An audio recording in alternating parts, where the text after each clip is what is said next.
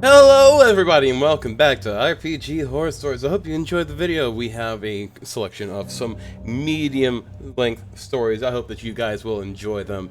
And as per a little bit of news, I have finished the rigging project I've been working on. For the most part, I could have to review it a little bit, but for the most part, it should be finished. So live streams on Twitch will be recommencing tomorrow.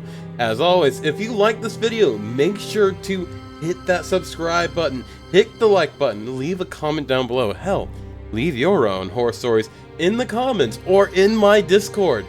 Shoot, you can even leave them in my DMs on Twitter, and there's a chance I'll read yours.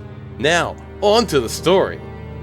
Player quits because my homebrew deities aren't playing proper D&D.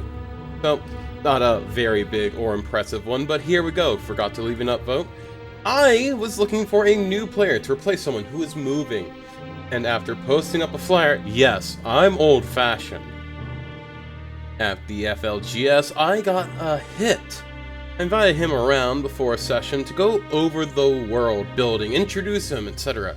One thing to note is my campaign has run more or less continuously since 1994.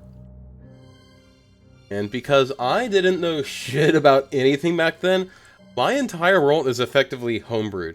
That includes a homebrew deific cosmology centered around the three original gods of life, death, and magic. So I explained, in brief, the setting, the gods, major organizations, and roughly where the players were to find a good entry point. And the newbie said he wanted to play a fallen Aasimar of the god of death, who was a psychopomp who had been booted out because he exceeded his mandate from guiding the souls of the dead to killing them proactively to save time. Honestly, that was some kind of weird shit, and it's kind of my jam. So I told him Kayan, the god of death, would indeed have booted him out for that, but we could set up an arc, and he rolled up a redemption paladin. I honestly thought that would work out fine. Meeting the others went well, both the players and the characters, where he was introduced as having literally just received his divine booting out and was drinking his sorrows away in the bar. He gets along well enough with them, especially our Death Domain cleric who sympathizes with his plight, and everything is going well until he introduces himself formally as being a personal servant of the Raven Queen. I remind him that the deity of death in my campaign is not the Raven Queen, and he tells me that canonically the death deity is the Raven Queen, and that's who he worships. I decide to let it slide until after the session and talk to him then, only to be told that he doesn't appreciate me undermining his roleplay, and that I should follow the established gods for D&D. When I explained to him for what feels like the third time that back when I built the campaign, I literally had a PHB from 2nd edition, and I built everything from scratch, he told me I can just fix it before the next session. I told him I was not going to, and if this was a deal breaker. And then he told me that I wasn't playing proper D&D. So I told him he's probably not the best fit for the group if he feels like that. A few days later, I get a message from the FLGS store telling me they've had a complaint about my player wanted flyer, that I'm lying about playing D&D, and that I'm a hostile DM who won't let players play their characters. Edit.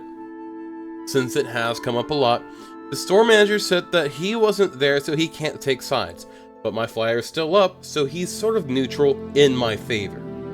So that's my most recent experience with range player. Yeah, I love how you literally tell this player, hey, this is a homebrewed campaign. It's been running for like fucking forever. This is the god of death. You worship him if you're worshiping the god of death. And this player comes in, you're not playing proper D&D. I'm not worshiping this person. I'm worshiping the Raven Queen. When the Raven Queen doesn't even exist inside of your world. And, you know, if we're talking about the deific implications of this, if he was to worship the Raven Queen inside of your world, she would have one follower, and then immediately fucking die. And then he would be forced to worship, Kayan.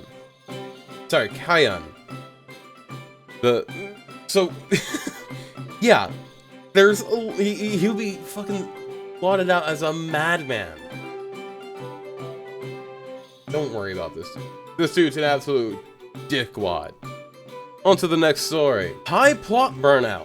The game master says we can't go back. I am in a long-running, now a year of once-a-week game. It is a heavily homebrewed world. Our party is doing a traditional Japanese role-playing game thing of humble origins, yet we might end up killing God. Okay, so typical like JRPG fashion. Start off, love, friendship, whatever. The end is usually you kill God. Alright, we've got the sort of a grasp on what's going on. For the last few months, everything has revolved around these big, world-changing events. The Dungeon Master gave us some potent items, and we are a powerful group. So once again, this is JRPG fashion for this tale. So this is like absolutely going on track as I would expect. I complained, or more accurately, bemoaned that every week doing all these wait, life or death, world-ending main story quests has been starting to weigh me down. I really wish we could be having smaller adventures. Since the start of the game, every action and place we have gone to has been an expedition dump of who's who and what's killing the world. When I brought this up, the Dungeon Master seemed open to doing different things, so we explored a random world location, a dungeon cave, and wouldn't you know, it happens to bring us right back into the main storyline with another plot-heavy homebrew info dump. I don't know what I can do. Every item is of grace import to the world. Every action is tied to the grand plot. I just want a week where we break up a bugbear gambling ring or something stupid, but the Dungeon Master seems to only want to do heavy plot stuff. Alright, so I know exactly what's going on here. This Dungeon Master has started off this game in its, JRPG fashion, and you're at the kill God point, you're at the the halfway point of the game where you're starting to get to that point where you get the real massive power spike and you're about to start fighting some really hard shit and everything is massively important. But here's the thing that this DM needs to remember if they're going to run their campaign in the JRPG style. During these portions of the game, there is always something small, some sort of plot hole that you can ride off to into somewhere to blow off steam. Shoot, I mean, like, there's beach scenes, there's fan service all over the place. It's usually not just rich with plot, but with plot foil. So, you need to bring it up to your Dungeon Master that, yes, there's a lot of plot. We appreciate the plot, but we need something to blow off steam with, otherwise we're going to burn out. Give them that bugbear gambling ring, give them that beach scene, the volleyballs, fucking have a competition with the king to see who can play basketball better, that sort of thing. Yes, I know that basketball doesn't exist in Dungeons & Dragons. I like playing basketball in Dungeons & Dragons, it's kind of funny. With that sort of thing, you should be able to, let your DM know, hey, yeah, there's things that are boring, there's things that are important. We need something fun to do in the in-between because we can't have everything be a world-ending import. Now, that's all we have for today. Much love, stay sexy. If you enjoyed this video, remember to like and subscribe, and leave your comments in the down there. I'll see you guys tomorrow. There's going to be a Twitch stream up on the website later. I'll see you guys tomorrow. Bye-bye!